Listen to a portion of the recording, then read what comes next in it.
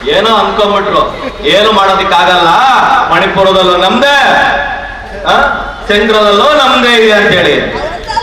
ನಮ್ಮ ದೇವರಿಗೆ ಕುರ್ಚಿಯಲ್ಲಿ ಕೂರ್ಸಕ್ಕೂ ಗೊತ್ತು, ಕುರ್ಚಿಯಲ್ಲಿ ಫಿಕ್ಸಕ್ಕೂ ಗೊತ್ತು. ಯಾಕಂದ್ರೆ ರಾಜರನ್ನು ಎಬ್ಬಿಸಿ ರಾಜರನ್ನು ಕೂರಿಸುವ ದೇವರು ನಮ್ಮವರಾಗಿದ್ದಾನೆ. ಹೌದಾ ಇಲ್ವಾ? ತಮ್ಮೆಲ್ಲರ ಪರವಾಗಿ ಈ ಸಭೆಗೆ ಸ್ವಾಗತಿಸುತ್ತೇನೆ. ಹಾಗೆಯೇ ಕಾರಣಾಂತರದಿಂದ ಸ್ವಲ್ಪ ತಡ ಮಾಡಿ ಬರ್ತೇನೆಂದು ಹೇಳಿ ವಿದ್ಯಾರ್ಥಿನಿಗಳನ್ನು ಹೇಳಿದ್ದಾರೆ. ಅವರು ಹುಟ್ಟು ಹೊರಟಗಾರ ಎಲ್ಲಿ ಹೊರಟ ನಡೆಯುವಾಗ ನಾವು ನೋಡುವುದು ಸುನೀಲ್ ಬಜಾರ್ ಅವರನ್ನು, ಅವರಿದ್ದಾರೆ. ಅವರನ್ನು ನಾನು ತಮ್ಮೆಲ್ಲರ ಪರವಾಗಿ ಸ್ವಾಗತಿಸುತ್ತೇನೆ. ದೊಡ್ಡ ಸಂಖ್ಯೆಯಲ್ಲಿ ನೀವು ಸೇರಿದ್ದೀರಿ. ಖಂಡಿತವಾಗಿಯೂ ಮೊದಲನೇದಾಗಿ ನಿಮ್ಮೆಲ್ಲರನ್ನು ನಾನು ಅಭಿನಂದಿಸ್ತೇನೆ. ಯಾಕೆಂದ್ರೆ ಮಣಿಪುರಕ್ಕಾಗಿ ನಾವು ಮಂಗಳೂರಿನವರೆಲ್ಲ ಒಟ್ಟಿಗೆ ಸೇರಿದ್ದೇವೆ. ನಮ್ಮ ಐಕ್ಯತೆ, ನಮ್ಮ ಒಗ್ಗಟ್ಟು ಅವರಿಗೆ ತೋರಿಸಲಿಕ್ಕೆ. Manipur, we are here for you. ಹೇಳಿ ಮಣಿಪುರ್, ನಾವು ಇಲ್ಲಿ ಇದ್ದೇವೆ ನಿಮ್ಗಾಗಿ. Manipur, we are here for you. Manipur ಜನತೆ, ನೀವು ದೂರದಲ್ಲಿರ್ಬೋದು, ಭಾರತದ ಒಂದು ಮೂಲೆಯಲ್ಲಿ ನಾರ್ತ್ ಈಸ್ಟ್ ಅಲ್ಲಿ ನೀವು ಇರ್ಬೋದು, ನಾವು ದಕ್ಷಿಣದಲ್ಲಿ ಇದ್ದೇವೆ. ಆದ್ರೆ ನೀವು ಕೂಡ ಭಾರತೀಯರು, ನೀವು ಕೂಡ ನನ್ನ ದೇಶದ ನಾಗರಿಕರು. ನಮ್ಗೆಷ್ಟು ಹಕ್ಕಿದೆ ಅಷ್ಟೇ ಹಕ್ಕು ನಿಮ್ಗೆ ಇದೆ. ನಾವು ನಿಮ್ಮೊಟ್ಟಿಗಿದ್ದೇವೆ, ಸದಾ ನಿಮ್ಮೊಟ್ಟಿಗಿದ್ದೇವೆ. ನಿಮ್ಮ ದುಃಖದಲ್ಲಿ, ನಿಮ್ಮ ಕಷ್ಟದಲ್ಲಿ ನಾವು ಇದ್ದೇವೆ ಅಂತ ಸಾರ್ಲಿಕ್ಕೆ ನಾವು ಇವತ್ತೆಲ್ಲ ಒಟ್ಟಿಗೆ ಸೇರಿದ್ದೇವೆ. ಬಯಲ್ಗದ್ದೆಯಲ್ಲಿ ಅತ್ಯಾಚಾರ ಮಾಡಿದ್ರು, ಆವಾಗ ನಿಜವಾಗಿ ನಮ್ಗೆ ಅಲ್ಲಿ ನಡೆಯುವ ಏನು ಘರ್ಷಣೆ ನಡೀತದೆ, ಏನೆಲ್ಲ ಅತ್ಯಾಚಾರಗಳ ನಡೀತದೆ ಅಂತ ನಮ್ಗೆ ಗೊತ್ತಾಯ್ತು. ನಮ್ಮ ಮನಸ್ಸು ಕರಗಿತ್ತು. ಭಾರತದ ಬಹುಸಂಖ್ಯ ಎಲ್ಲ ಜನರದ್ದು ಮನಸ್ಸು ಕರಗಿತ್ತು. ಅವರ ಕಣ್ಣಲ್ಲಿ ದುಃಖ ಬಂತು. ನಾವು ಒಟ್ಟಿಗೆ ಸೇರಿ ಇದರ ವಿರುದ್ಧ ಹೋರಾಡಬೇಕು, ನ್ಯಾಯ ಸಿಗ್ಬೇಕಂತ ಹೇಳಿದ್ರು. ಆದ್ರೆ ಒಬ್ಬ ವ್ಯಕ್ತಿಗೆ ಮಾತ್ರ ದುಃಖ ಬರಲಿಲ್ಲ. ಟೆಲಿಗ್ರಾಫ್ ಪೇಪರ್ನವರು ಅದನ್ನು ಬಹಳ ಚಂದವಾಗಿ ಮಾಡಿದ್ರು. 79 ದಿನದ 79 ಮೊಸಳೆಗಳು, 79ನೇ ದಿನ ಮೊಸಳೆಗೆ ಸ್ವಲ್ಪ ಕಣ್ಣೀರು, 30 ಸೆಕೆಂಡ್ಗಳ ಒಂದು ಸ್ಟೇಟ್ಮೆಂಟ್, ಅಲ್ಲಿಗೆ ಮುಗಿಯಿತು ಕತೆ. ಎಲ್ಲಿದೆ ನಮ್ಮ ಆಡಳಿತ? ಎಲ್ಲಿ ಇದ್ದೇವೆ ನಾವು? ಯಾಕಾಗಿ ಸರ್ಕಾರವನ್ನು ಚುನಾಯಿಸುದು? ಯಾಕಾಗಿ ಸರ್ಕಾರವನ್ನು ಸ್ಥಾಪಿಸುದು? ಯಾಕಾಗಿ ಡಬಲ್ ಇಂಜಿನ್ ಸರ್ಕಾರ? ಮಣಿಪುರದಲ್ಲಿ ಸೆಂಟ್ರಲ್ ನಲ್ಲಿ ಡಬಲ್ ಇಂಜಿನ್ ಸರ್ಕಾರ ಇದೆ. ಏನು ಮಾಡ್ತಾ ಇದೆ? ಯಾರಾದ್ರೂ ಹೇಳಿದ್ರೆ ಮಣಿಪುರ್ ಮಿನಿಸ್ಟರ್, ಚೀಫ್ ಮಿನಿಸ್ಟರ್ ಹತ್ರ ಯಾರು ಪತ್ರಕರ್ತರು ಕೇಳಿದ್ರು, 70 ದಿನ ಆಯ್ತು, ನಿಮ್ಗೆ ಇಲ್ಲಿ ಇಷ್ಟು ಅತ್ಯಾಚಾರ ನಡೀತದೆ, ಇಬ್ಬರು ಹೆಂಗಸರನ್ನು ನಗರ ಮಾಡಿ ಮೆರವಣಿಗೆ ಮಾಡಿದರೆ ನಿಮ್ಗೆ ತಿಳಿಲಿಲ್ಲ ಅಂತ ಹೇಳಿದ್ರೆ ಅವ್ರು ಹೇಳ್ತಾರೆ, ನೀವು ನೋಡಿದ್ದು ಬರೀ 2 ಹೆಂಗಸರು ನಗ್ನ ಮಾಡಿದ್ದು. ಇಂಥದ್ದು ಈ 75 ದಿನದಲ್ಲಿ ಎಷ್ಟೋ ಕೇಸ್ಗಳಾಗಿದೆ. ಯಾವುದೆಲ್ಲ ನಾವು ಸುಧಾರಿಸಿಕೊಂಡು ಹೋಗುದು, ಯಾರನ್ನು ಅರೆಸ್ಟ್ ಮಾಡುದು, ಯಾರ ಹಿಂದೆಯಲ್ಲಿ ಹೋಗುದು. ಅದಕ್ಕಾಗಿಯೇ ನಾವು ಇಂಟರ್ನೆಟ್ ಅನ್ನು ಬಂದ್ ಮಾಡಿದ್ದೇವೆ, ಯಾರಿಗೂ ಈ ವಿಷಯ ತಿಳಿಸಬಾರ್ದಂತ. ಮತ್ತೆ ಯಾಕಾಗಿ ನೀವು 79 ದಿನ ನಂತರ ಇಂಟರ್ನೆಟ್ ಅನ್ನು ತೆಗಿದ್ರಿ? ಇಂಟರ್ನೆಟ್ ಅನ್ನು ಯಾಕೆ ಬಿಡಿಸಿದ್ರಿ? ಅದು ಕೂಡ ಲಿಮಿಟೆಡ್ ಇಂಟರ್ನೆಟ್, ಮೊಬೈಲ್ ಅಲ್ಲಿ ಇಂಟರ್ನೆಟ್ ಯಾಕೆ ಬಿಡಿಸಿದ್ರಿ? ಭಾರತದ ಇತರ ಜನರಿಗೆ ಹೆದರಿಸಲಿಕ್ಕೆ. ಈ ವಿಡಿಯೋಗಳನ್ನು ಯಾರು ಶೂಟ್ ಮಾಡಿದ್ರು? ನಾವು ಘರ್ಷಣೆ ಮಾಡುವಾಗ, ಮೇಟಿಯವರು ಕುಟ್ಟಿಯವರನ್ನು ಕೊಲ್ಲುವಾಗ, ಅಥವಾ ಕುಟ್ಟಿಯವರು ಮೇಟಿಯವರನ್ನು ಆದ್ಮೇಲೆ ಅತ್ಯಾಚಾರ ಮಾಡುವಾಗ ವಿರೋಧ ಪಕ್ಷದವರು ಅಲ್ಲಿ ಬಂದು ವಿಡಿಯೋ ಮಾಡ್ತಾರ? ವಿಡಿಯೋ ಯಾರು ಮಾಡ್ಬೇಕು?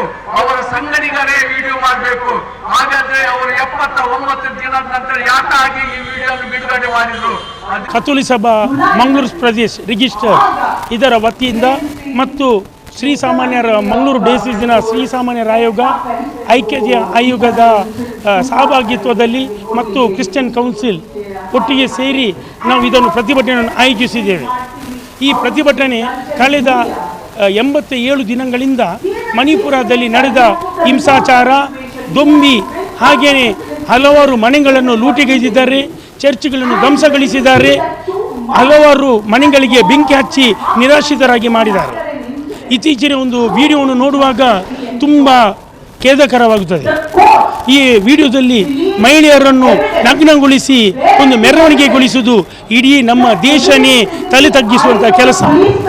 ಇದರಿಂದ ನಮಗೆ ನಮ್ಮ ಭಾರತೀಯರು ನಮ್ಮ ಇಡೀ ಪ್ರಪಂಚದಲ್ಲಿ ಮುಖ ತೋರಿಸದಂತಾಗಿದೆ. ಭಾರತೀಯರಿಗೆ ಪ್ರತ್ಯೇಕ ಒಂದು ಸ್ಥಾನಮಾನ ಇತ್ತು, ಅದು ಬಿಟ್ಟು ಭಾರತದಲ್ಲಿ ಮಹಿಳೆಯರಿಗೆ ಒಂದು ಹೆಸರುಂಟು. ನಾವು ಭಾರತಾಂಬೆಯನ್ನು ಪ್ರೀತಿಸುವವರು. ಈ ಭಾರತ ಮಾತು ಕೇಳಿದರೆ ಭಾರತಾಂಬೆ, ಈ ಭಾರತ ದೇಶದಲ್ಲಿ ಒಂದು ಮಹಿಳೆಯರನ್ನು ನಗ್ನ ಮಾಡಿ ಮೆರವಣಿಗೆ ಮಾಡುವುದಾದರೆ ಇದು ನಮ್ಮ ದೇಶಕ್ಕೆ ಬಂದ ಕಳಂಕ. ಇತ್ತೀಚಿನ ದಿನಗಳಲ್ಲಿ ನಮ್ಮ ಪ್ರಧಾನಮಂತ್ರಿಯವರು, ನಮ್ಮ ಭಾರತದ ಪ್ರಧಾನಮಂತ್ರಿ ಆದ ನಂತರ ನರೇಂದ್ರ ಮೋದಿಯವರು ಬೇಟಿ ಬಚಾವೋ ಬೇಟಿ ಪಢಾವೋ ಹೇಳಿದ್ದಾರೆ. ಆದರೆ ಮಹಿಳೆಯರಿಗೆ ಸುರಕ್ಷತೆಯೇ ಇಲ್ಲ. ಖಂಡಿತ ನಾವು 1ನೇ ಕ್ಲಾಸಿಗೆ ಹೋಗದೆ ನಾವು ಡಿಗ್ರಿಗೆ ಹೋಗ್ಲಿಕ್ಕೆ ಆಗುವುದಿಲ್ಲ. ನಾವು ಸ್ಟಾರ್ಟ್ ಮಾಡಿದ್ದು ಪ್ರತಿ ಚರ್ಚಿನಿಂದ ಮೊನ್ನೆ 23ನೇ ಆದಿತ್ಯವಾರದಂದು ಪ್ರತಿ ಚರ್ಚಿನ ವಠಾರದಲ್ಲಿ 700ರಿಂದ 1000 ಜನ ಸೇರಿ 124 ಚರ್ಚ್ಗಳ ಆವರಣದ ಹೊರಗೆ ಪಬ್ಲಿಕ್ ರೋಡಲ್ಲಿ ನಾವು ಪ್ರತಿಭಟನೆ ಮಾಡಿದ್ದೇವೆ. ಮೌನ ಪ್ರತಿಭಟನೆ. ಇವತ್ತಿನ ನಮ್ಮ ಸ್ವರವನ್ನು ನಮ್ಮ ಜಿಲ್ಲಾ ಮಟ್ಟದಲ್ಲಿ ನಾವು ಏರಿಸಿದ್ದೇವೆ. ಸುಮಾರು 10-12 ಸಾವಿರ ಜನವನ್ನು ಸೇರಿಸಿದ್ದೇವೆ. ಇನ್ನು ಮುಂದಿನ ದಿನಗಳಲ್ಲಿ ನಾವು ಡೆಲ್ಲಿ ಚಲೋ ಕಾರ್ಯಕ್ರಮವನ್ನು ಮಾಡ್ತೇವೆ. ಡೆಲ್ಲಿ ಚಲೋದಿಂದ ಖಂಡಿತ ಅಲ್ಲಿ ಆಗುವುದಿಲ್ಲದ್ರೆ ಮಣಿಪುರಕ್ಕೆ ಖಂಡಿತ ನಾವು ಹೋಗುವ ಒಂದು ಯೋಜನೆಯನ್ನು ಹಾಕಿಕೊಂಡಿದ್ದೇವೆ. which is more than 3,000 plus kilometers from my hometown. I feel very sick, and I don't know how to express about my feelings. Even these are all the victims of Manipur who are my brothers and sisters. It's very different witnessing the death of many, even a child who is unborn, and even a woman who is buried naked in the public in front of many boys. It feels so like a heartbreak to witness such thing as a teenage guy. I didn't even reach 18 still, and I feel so like come to Bangalore in the seeking of shelter and for the higher studies, and but thanks to that people who help us till today. I really thank every one of you for like considering us like your own child and giving us shelter and education in your home state. And especially thanks to our madam who is like our mother to us at the White Dog Center. Right now all the Manipur boys, we are taking shelter in Manipur. We came here on the towns because we don't have home. On the day when our houses were burned, in our mind nothing comes but beggars. We were beggars who were like who is throwing out from their own homes, burning, looting, and everything that takes place. Even like and 70 plus year-old women had to like walk from like 5 plus kilometers to flee from the death. And even I myself witnessed the incidents which took place in Imphal itself.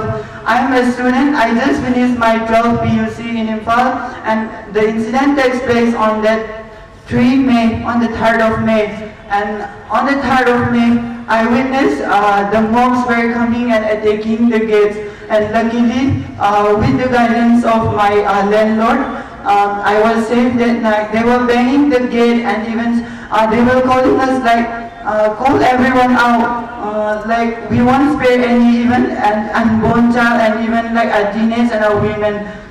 It feels so heartbroken, but even in terms of our heartbroken page, we are very happy that we got the love and support from everyone all around the other states of India.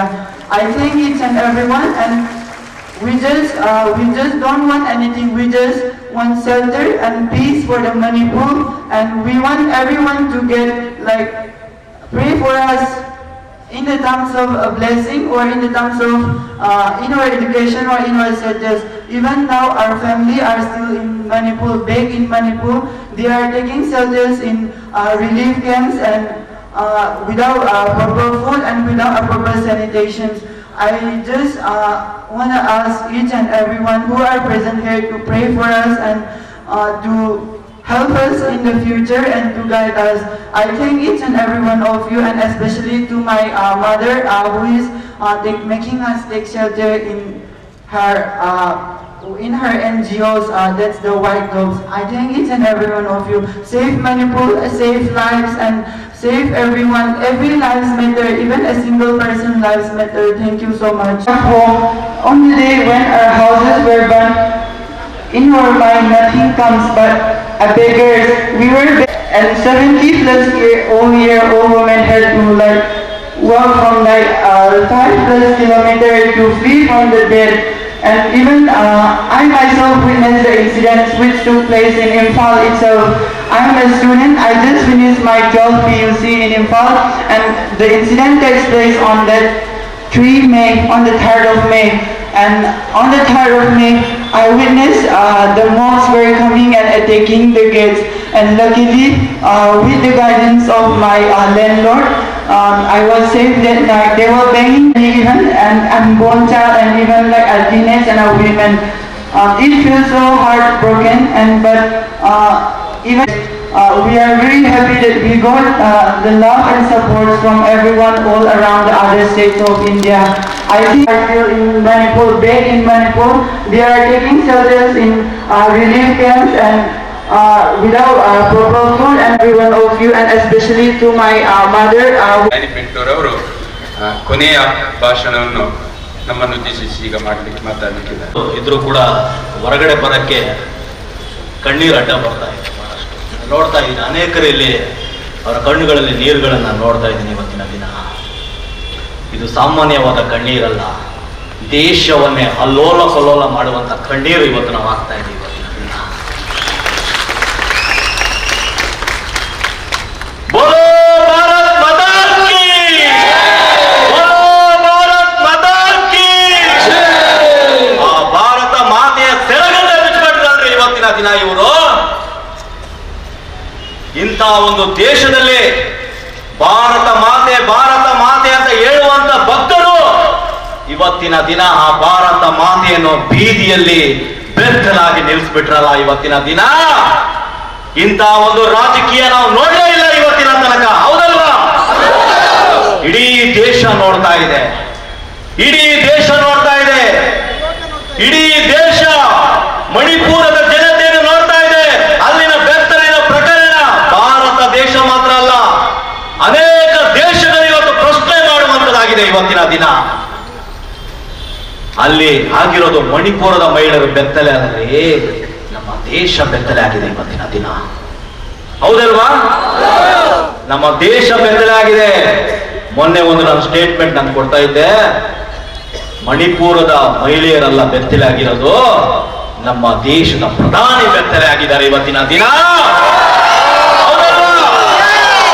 ಮಣಿಪುರವನ್ನು ರಕ್ಷಿಸದ Modi Bharat ದೇಶವನ್ನು ರಕ್ಷಿಸಕ್ಕೆ ಆಗುತ್ತಾ?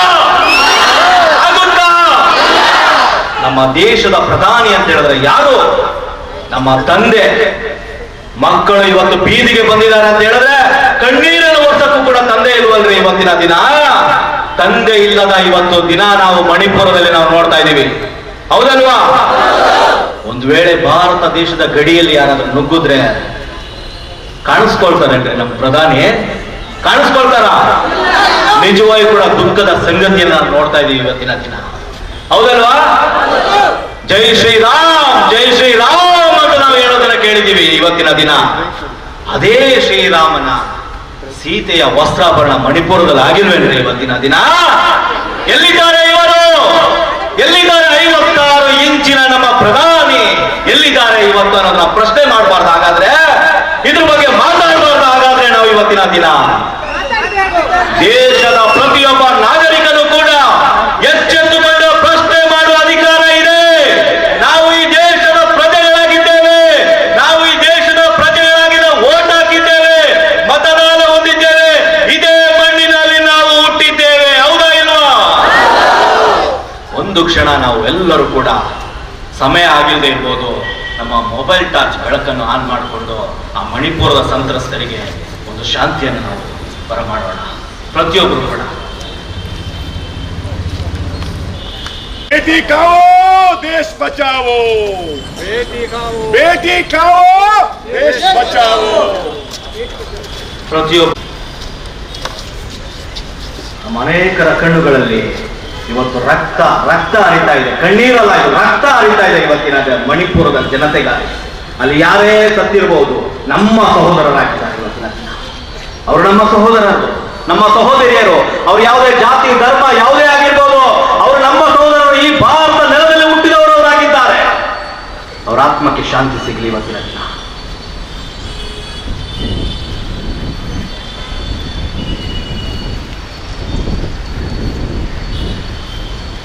ಈ ಒಂದು ಚಿತ್ರ ಭಾರತ ದೇಶ ಮಾತ್ರವಲ್ಲ, ಇಡೀ ಪ್ರಪಂಚ ನೋಡ್ಬೇಕಾಗಿದೆ ಇವತ್ತಿನ ದಿನ.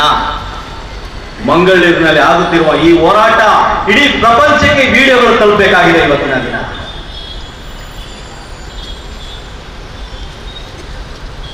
Thank you. ಪ್ರತಿಯೊಬ್ಬರು ನಾನು ಹೇಳೋದು ಒಂದೇ, ಯಾವಾಗಲೂ ಕೂಡ ನಾನು ಹೇಳೋದು ಒಂದೇ, ಆಗ್ತಾ ಇಲ್ಲ. ಅದಕ್ಕಾಗಿ ನಾವು KCS ಮೀಡಿಯಾ ಅಂತ ಚಾನಲ್ ನಾನು ಹೊರತಂದಿದ್ದೆ. ಪ್ರತಿಯೊಬ್ಬರು ಕೂಡ ಯಾರೆಲ್ಲ ಲೈವ್ ಮಾಡಕ್ ಸಾಧ್ಯ ಆಗುತ್ತೋ ಲೈವ್ ಮಾಡಿ ಹೆಚ್ಚಾಗಿ ವಿಷಯ ಸಂಧಿಸಬೇಕಾಗಿದೆ. ಅನೇಕ ಸುಳ್ಳು ಸಂಗತಿಗಳನ್ನ ನಾವು ನೋಡ್ತಾ ಇದೀವಿ. ಮಣಿಪುರದಲ್ಲಾಗಿರುವ ಸಂಗತಿಗಳನ್ನ ನೋಡ್ತಾ ಇದೀವಿ. ನಿಜವಾದ ಸಂಗತಿ ಇಲ್ಲ, ನಿಜವಾದ ಸಂಗತಿ ಹೊರಗಡೆ ಬರ್ತಾ ಇಲ್ಲ ಇವತ್ತಿನ ದಿನ, ಹೌದಲ್ವಾ? ಮೊನ್ನೆ ನಡೆದಿರೋ ಸಂಗತಿ ನಾವು ನೋಡ್ತಾ ಇದೀವಿ. ಮಹಿಳೆಯರ ಬೆತ್ತಲೆಯ ಪ್ರಕರಣವನ್ನು ನಾವು ನೋಡ್ತಾ ಇದೀವಿ. ಅಲ್ಲಿನ ಅಧಿಕಾರಿಗಳೇ ಹೇಳ್ತಾ ಇದ್ದಾರೆ, ಹೌದಲ್ವಾ? ಅಲ್ಲಿನ ಮುಖ್ಯಮಂತ್ರಿ ಅವರೇ ಹೇಳ್ತಾ ಇದ್ದಾರೆ, ಇಂಟರ್ನೆಟ್ ಬಂದಾಗಿತ್ತು, ಅದಕ್ಕೋಸ್ಕರ ಇದಕ್ಕಿಂತ ಎಷ್ಟೋ ನೂರಾರು ಪ್ರಕರಣಗಳು ಇಲ್ಲಿ ಆಗಿದಾವೆ ಅಂತ ಹೇಳ್ಬಿಟ್ಟು. ಅದೆಷ್ಟು ಪ್ರಕರಣಗಳಿದಾವೆ ಅದು ಬೆಳಕಿಗೆ ಬರಲೇಬೇಕಾಗಿದೆ ಇವತ್ತಿನ ದಿನ. ಯಾಕಂದ್ರೆ ಇಡೀ ದೇಶಕ್ಕೆ ಮಣಿಪುರದ ವಿಷಯ ಗೊತ್ತಾಗಿದೆ. ಎಷ್ಟೋ ಸಾವುಗಳಾಗಿದೆ, ಎಷ್ಟೋ ಜನರ ತಲೆಯನ್ನು ಒಡೆದಾಕಿದ್ದಾರೆ ಇವತ್ತಿನ ದಿನ. ಎಷ್ಟೋ ಮಕ್ಕಳು ತಂದೆ ತಾಯಿ ಇಲ್ಲದೆ ಬೀದಿಗೆ ಬಂದಿದ್ದಾರೆ ಇವತ್ತಿನ ದಿನ. ಎಷ್ಟೋ ಮಕ್ಕಳು ತಮ್ಮ ವಿದ್ಯಾಭ್ಯಾಸವನ್ನು ಕಳ್ಕೊಂಡಿದ್ದಾರೆ. ಎಷ್ಟೋ ಚೊಚ್ಚಲು ಮಕ್ಕಳು ಇನ್ನು ಹಾಲು ಕುಡಿಯುವ ಮುಂಚೆ ತಂದೆ ತಾಯಿಯನ್ನು ತೋರಿದಿದ್ದಾರೆ ಇವತ್ತಿನ ದಿನ. ಎಷ್ಟೋ ಮನೆಗಳು ಬೆಂಕಿಯಲ್ಲಿ ಸುಟ್ಟು ಹಾಕಲ್ಪಟ್ಟಿದ್ದಾವೆ. ಅದೆಷ್ಟೋ ಜನ ಪ್ರಾಣವನ್ನು ಕೊಟ್ಟಿದ್ದಾರೆ. ಇವ್ರು ಅಂದ್ಕೊಂಡಿರ್ಬೋದು ಮಣಿಪುರದ ಕ್ರೈಸ್ತರಿಗೆ ತೊಂದರೆ ಕೊಟ್ರೆ ಇಲ್ಲಿ ಎಲ್ಲರೂ ಕೂಡ ಬದಲಾಗಬಹುದು ಅಂತ ಹೇಳಿ. ಒಂದು ವಿಷಯ ನಾನು ಪ್ರಧಾನಿ ಮೋದಿ ಅವರಿಗೆ ಹೇಳಕ್ ಬಯಸ್ತಾ ಇದ್ದೇನೆ ಇವತ್ತಿನ ದಿನ. ಅವತ್ತಿನ ದಿನ ಭಾರತ ದೇಶಕ್ಕೆ ತೋಮರ್ ಅವರು ಬರ್ತಾರೆ. ಅವರ ರಕ್ತ ನೀವು ಎಲ್ಲಿ ಚೆಲ್ಲಿದ್ರೋ ಇಡೀ ಭಾರತ ದೇಶ ಕ್ರೈಸ್ತಮಯವಾಗಿ ಅದು ಮಾರ್ಪಾಡ್ತಾ ಇದೆ ಇವತ್ತಿನ ದಿನ. ಮಣಿಪುರದಲ್ಲಿ ನೀವು ಇವತ್ತಿನ ರಕ್ತವನ್ನು ಸುರಿಸಿರ್ಬೋದು. ಆದರೆ ಒಂದೇ ಒಂದು ಹೇಳಕ್ ನಾನು ಬಯಸ್ತಾ ಇದ್ದೇನೆ. ಗಾಂಧೀಜಿ ಹೇಳಿದ ಒಂದು ತತ್ವ, ಕ್ರೈಸ್ತರನ್ನು ಮುಟ್ಬೇಡಿ, ಅವ್ರನ್ನ ಮುಟ್ಟಿದ್ರೆ ಅವರು ತಗಣಿ ಅಂತ ಹರಡ್ಬಿಡ್ತಾರೆ ಅಂತ ಹೇಳಿದ್ರು. ಹೌದಾ ಇಲ್ವಾ? ಮಣಿಪುರದ ಜನತೆಯನ್ನು ಮುಟ್ಟಿದ್ದೀರಾ, ಇಡೀ ಭಾರತ ದೇಶ ಏನಾಗುತ್ತೆ ಅನ್ನೋದೇನೆ ನಿಮ್ಮ ಕಣ್ಣು ಮುಂದೆ ನೀವು ನೋಡ್ತೀರಾ. ಇದು ನೋಡ್ತೀರಾ.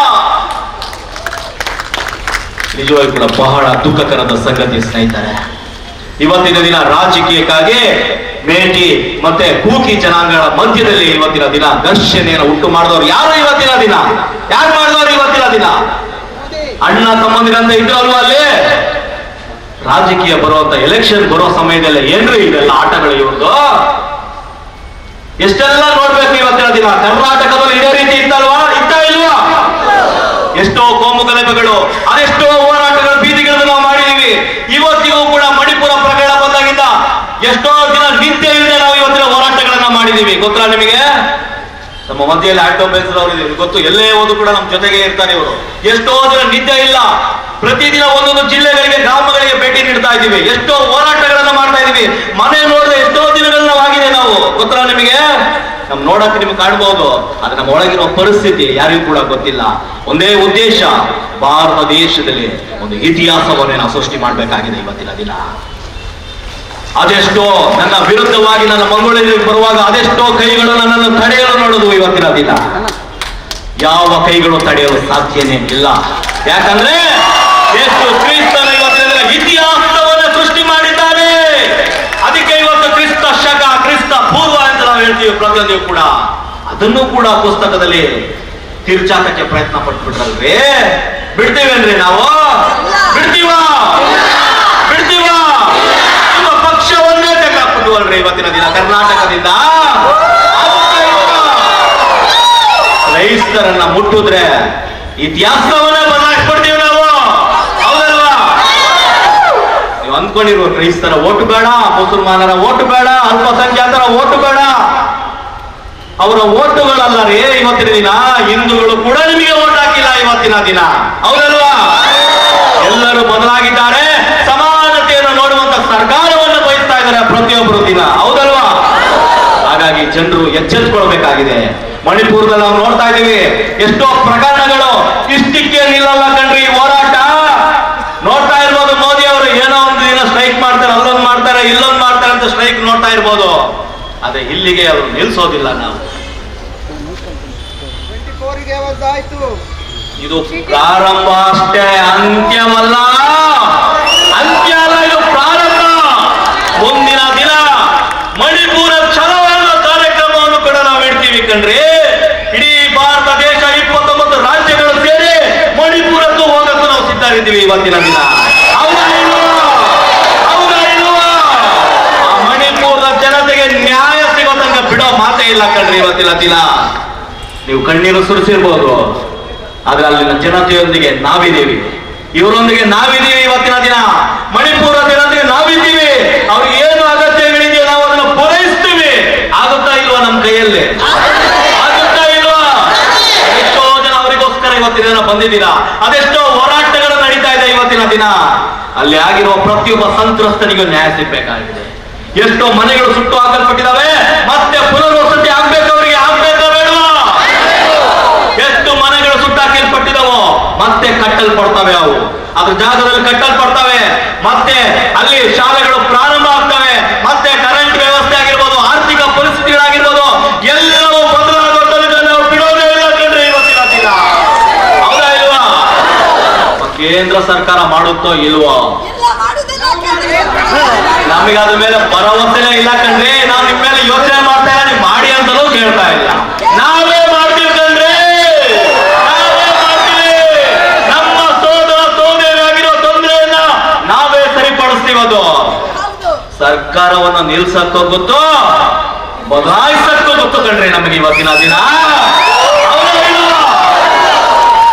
ಏನೋ ಅನ್ಕೊಂಡ್ಬಿಟ್ರು, ಏನು ಮಾಡೋದಿಕ್ಕಾಗಲ್ಲ, ಮಣಿಪುರದಲ್ಲೂ ನಮ್ದೇ, ಚಂದ್ರದಲ್ಲೂ ನಮ್ದೇ ಇದೆ ಅಂತೇಳಿ.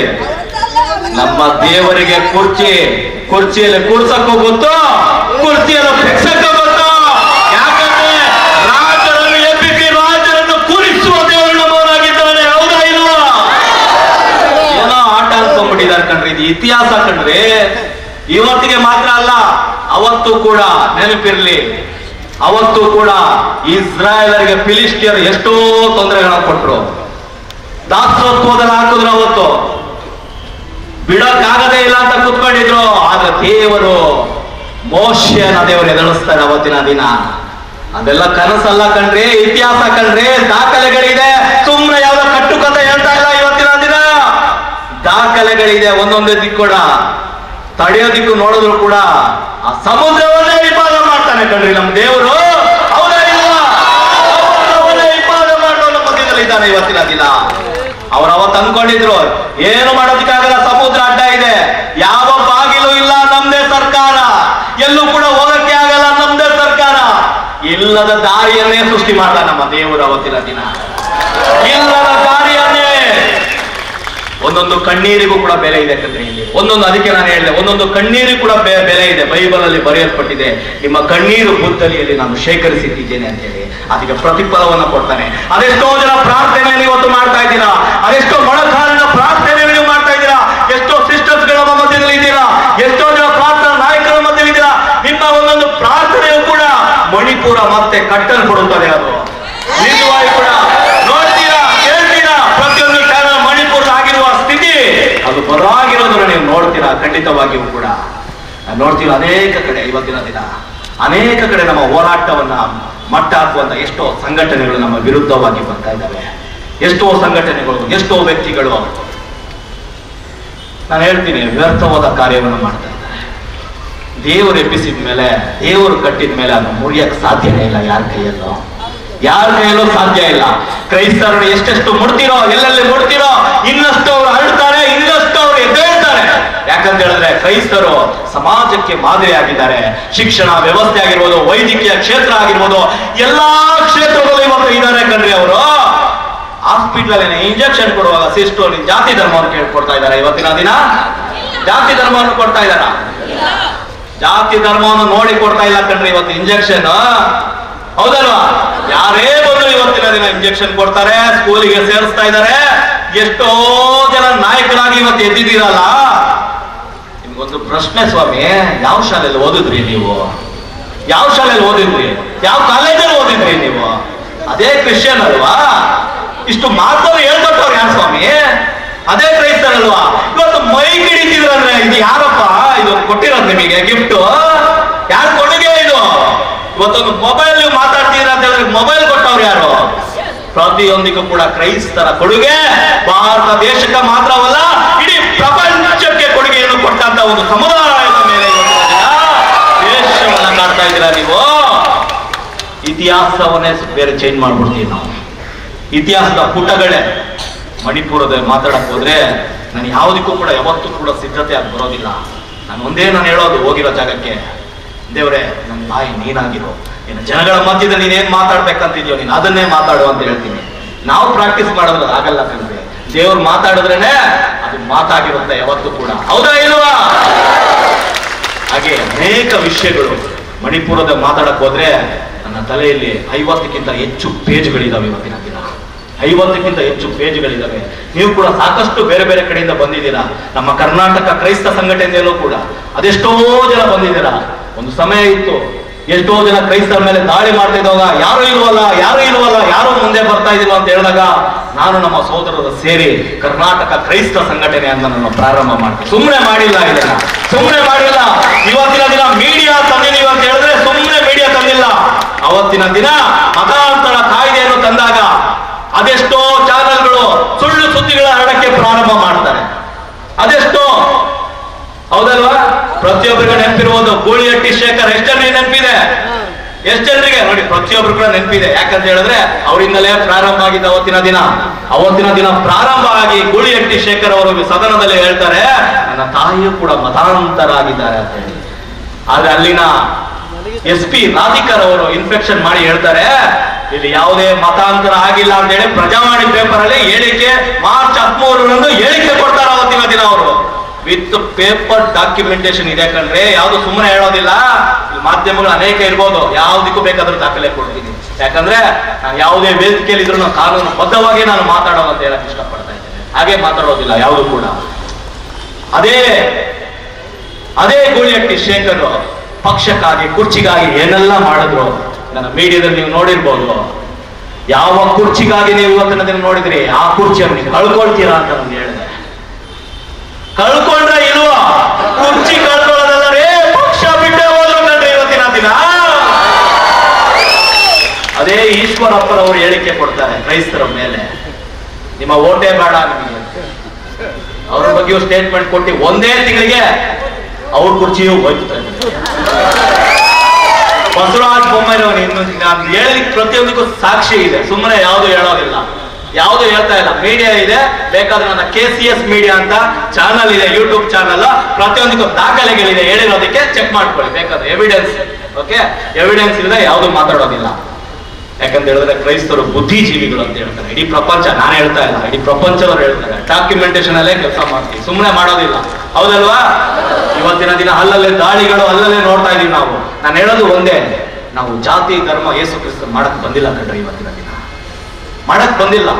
ಬೈಬಲ್ ಅಲ್ಲಿ ಎಲ್ಲಾದ್ರೂ ಕ್ರೈಸ್ತ ಧರ್ಮ ಸ್ಥಾಪಕ ಅಂತ ಯೇಸು ಕ್ರಿಸ್ತನ ಇರೋದು ನೋಡ್ತಾ ಇದ್ರೆ ಎಲ್ಲಾದ್ರೂ ನೋಡ್ತಾ ಇದ್ದೀರಾ?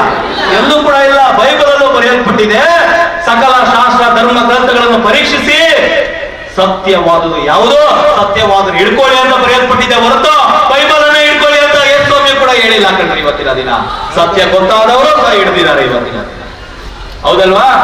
ಹಾಗೆ ನಾನು ಮಣಿಪುರದ ವಿಷಯವನ್ನ ಸಾಕಷ್ಟು ನಾನು ಹೇಳ್ತಾ ಇದ್ದೆ.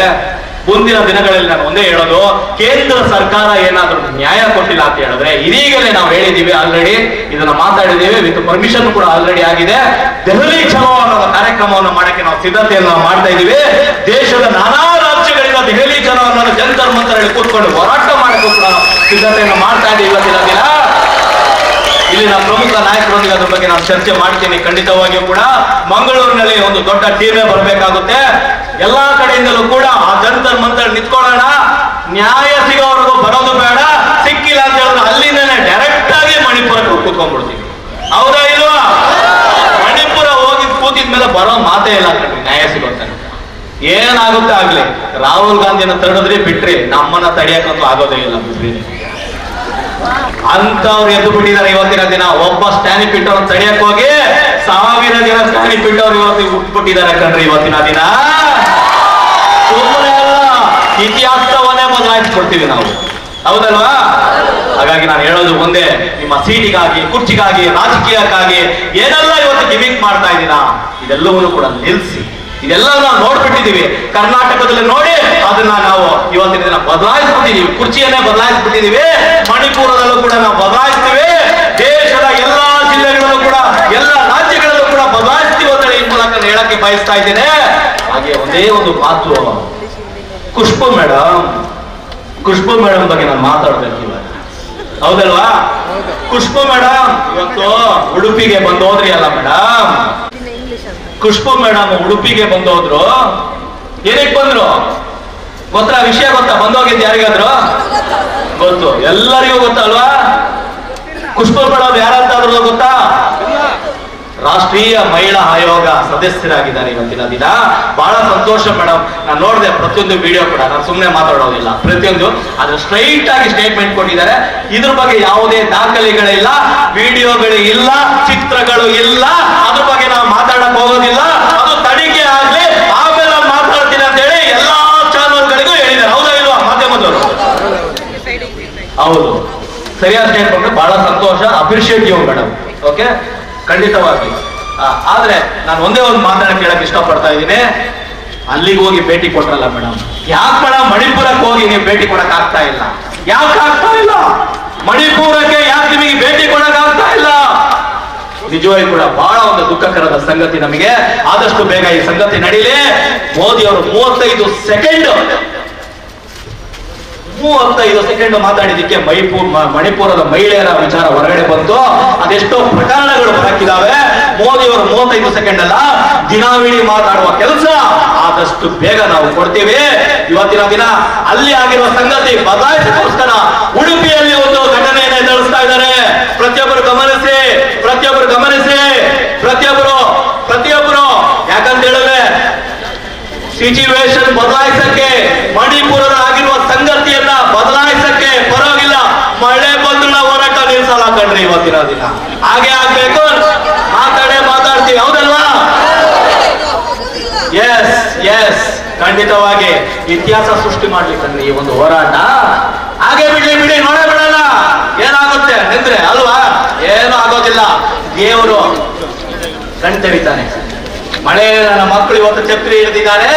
ನಾನು ಅವರಿಗೆ ಇವತ್ತಿನ ದಿನ ಸರಿಯಾದ ಶಿಕ್ಷೆ ಏನ್ ಕೊಡ್ಬೇಕೋ, ಏನ್ ಮಾಡ್ಬೇಕೋ ದೇವ್ರು ಮಾಡ್ತಾನೆ. ನಾವೇನು ಶಿಕ್ಷೆ ಕೊಡೋರಲ್ಲ, ನಾವು ಶಿಕ್ಷೆ ಕೊಡೋರಲ್ಲ, ಪ್ರೀತಿ ಮಾಡೋರು ನಾವಾಗಿದ್ದೇವೆ ಇವತ್ತಿನ ದಿನ, ಹೌದಲ್ವಾ?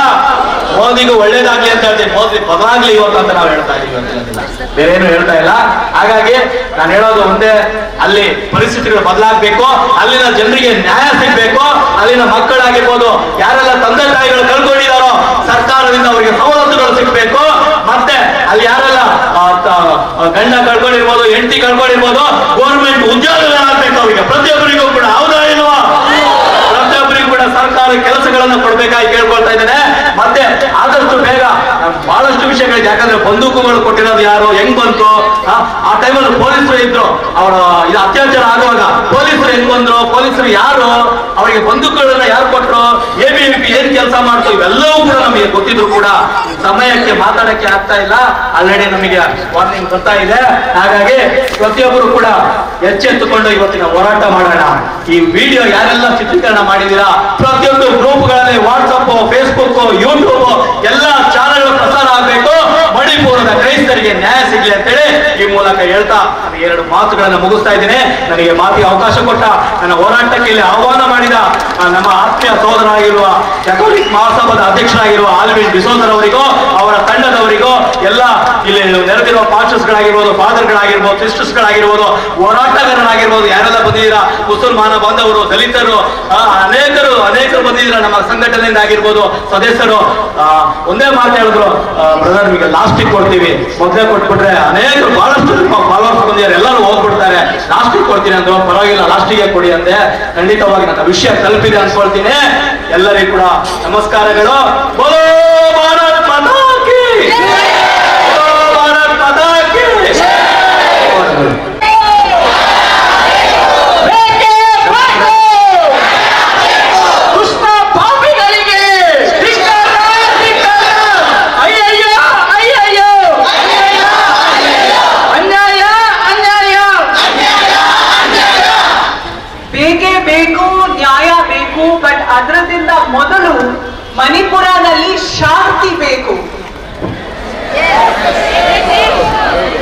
ನಮ್ಮೆಲ್ಲರ ನೆಚ್ಚಿನ ಮಾಜಿ ಸಚಿವರಾದ ಶ್ರೀ ಬಿ ರಮನಾಥ್ ರೈ ಅವರು ನಮ್ಮ ಪ್ರತಿಭಟನೆಯನ್ನು ಬೆಂಬಲಿಸಿ ನಮ್ಮ ಕರೆಗೆ ಕೊಟ್ಟು ಇವತ್ತು ಬಂದಿದ್ದಾರೆ. ಅವರಿಗೆ ನಿಮ್ಮೆಲ್ಲರ ವತಿಯಿಂದ ಆರ್ಥಿಕವಾದ ಸ್ವಾಗತವನ್ನು ಬಯಸ್ತಾ ಇದ್ದೇವೆ. ಪಿಯುಸೆಲ್ ರೊಡ್ರಿಗಸ್ ಅವರು ಬಂದಿದ್ದಾರೆ ಹಾಗೂ ಪದ್ಮರಾಜರವರು ಬಂದಿದ್ದಾರೆ. ಹೊರಡುತ್ತಾಳೆ, ಮಳೆ ಹಾಡುತ್ತಾ ಸಾಲು ಗಿಡಗಳ ನೆಡುತ್ತಾ ಮೆರವಣಿಗೆ ಹೊರಡುತ್ತಾರೆ, ಬಂಧನ ಬಿಡಿಸಿಕೊಳ್ಳುತ್ತಾರೆ. ಈ ನೆಲದ ಹಾಗೂ ಬೀದಿಗಳಲ್ಲಿ ತುಂಬಾ ಸೇರುತ್ತಾರೆ. ಈ ಸಾಲಿನಿಂದ ಆರಂಭವಾಗುವ ಹೆಣ್ಣು ಮಕ್ಕಳ ಗಟ್ಟಿ ಮನಸ್ಸಿನ ದಿಟ್ಟ ಹೆಜ್ಜೆಯ ಪಯಣದ ಹಾಡನ್ನು ಕೇಳಿದಾಗ ಒಮ್ಮೆ ಬೆರಗಾಗುತ್ತೇವೆ.